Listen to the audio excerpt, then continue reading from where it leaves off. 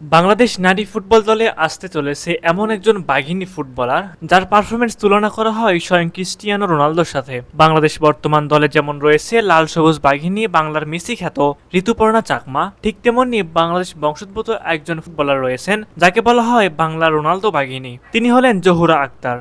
এরই মধ্যে ইউরোপে খেলা এই ফুটবলারের সঙ্গে কথা বলেছে বাফুফে। সুপ্রিয় দর্শক, চলুন দেখে নেই ইংল্যান্ডের এই ফুটবলার সম্পর্কে বিস্তারিত কিছু তথ্য।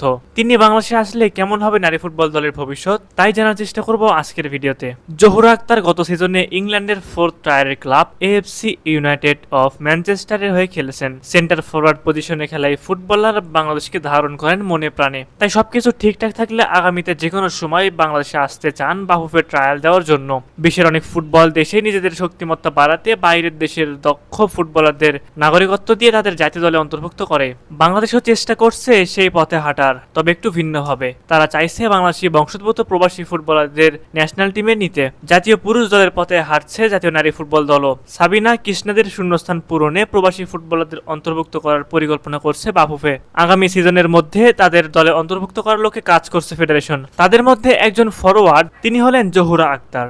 গত বছর ইংলিশ 4th টায়ার লিগে খেলেছেন তিনি। বর্তমানে জহুরা কোনো ক্লাবের সঙ্গে যুক্ত নন। তিনি গত সিজনে ক্লাবটির একাডেমির প্লেয়ার অব দ্য সিজন পুরস্কার পেয়েছিলেন। বড় বড় ক্লাবের স্কাউটরা তার উপর নজর রাখছে এবং তিনি ইংল্যান্ড আন্ডার 15 দলের রাডারেও ছিলেন। তার খেলার ধরন তুলনা করা হচ্ছে বিশ্বের সেরা ফুটবলার ক্রিস্টিয়ানো রোনালদোর সাথে।